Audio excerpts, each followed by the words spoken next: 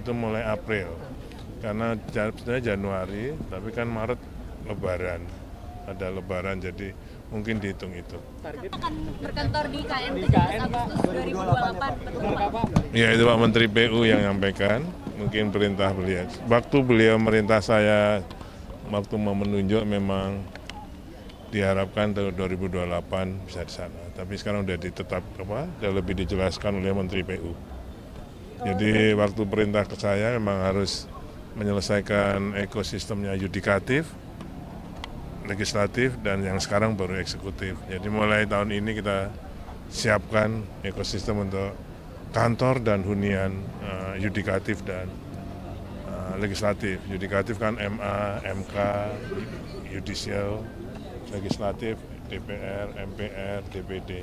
Kalau ASN sendiri nanti pastinya bulan apa Pak? Menurut Menteri Pan-RB yang sekarang sedang kita siapkan, sedang kita hitung semua, itu mulai April.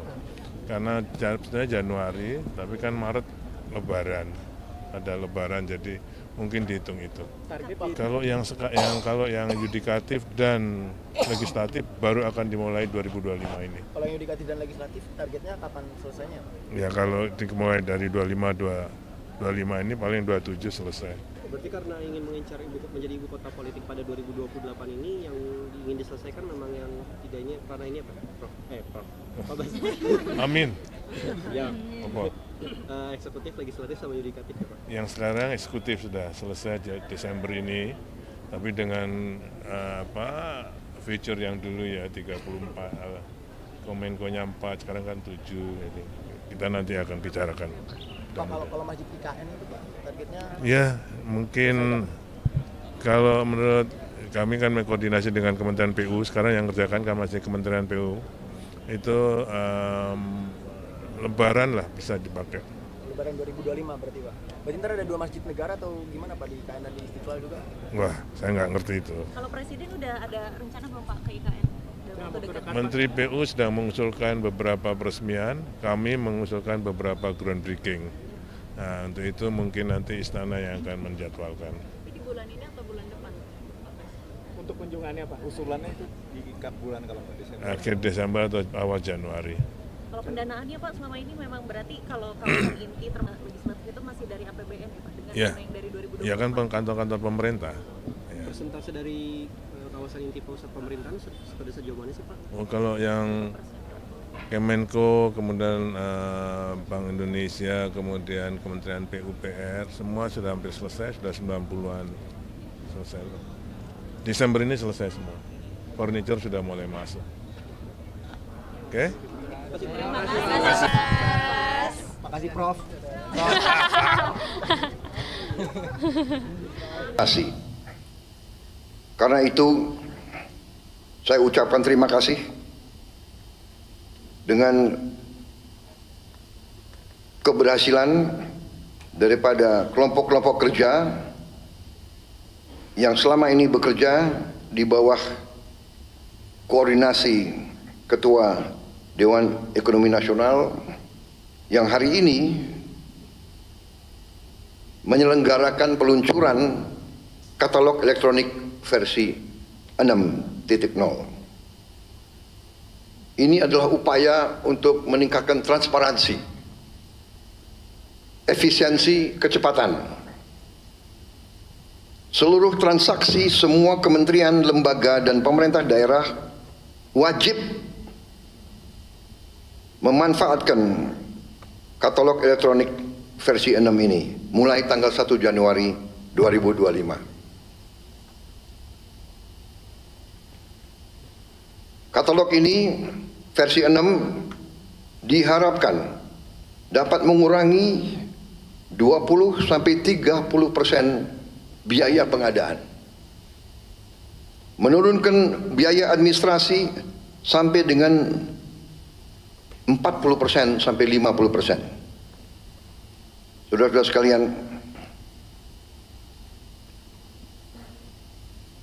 dalam penilaian terhadap ekonomi kita ada suatu tolok ukur yang disebut I-Core ICOR, Incremental Capital Output Ratio.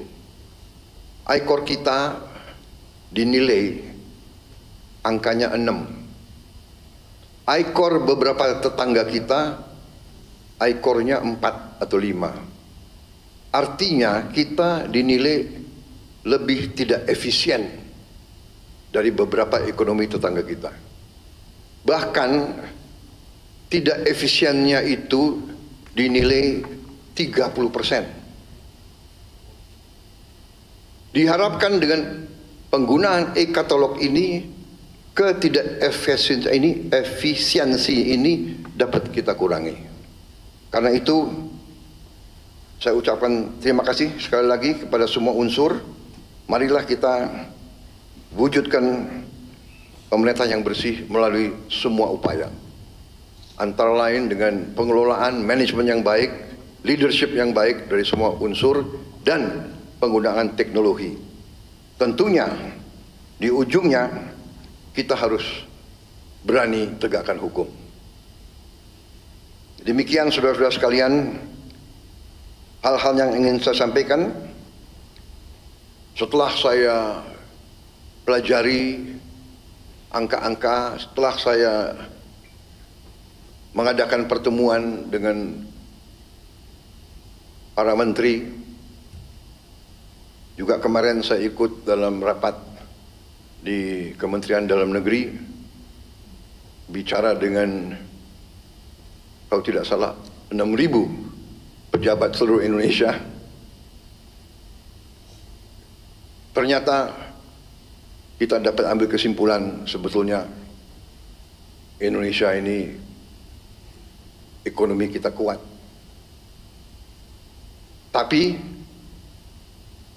bisa lebih kuat lagi, bisa lebih produktif lagi, sangat bisa menghasilkan uang lebih banyak lagi, sehingga kita bisa gunakan itu untuk menghilangkan kemiskinan, meningkatkan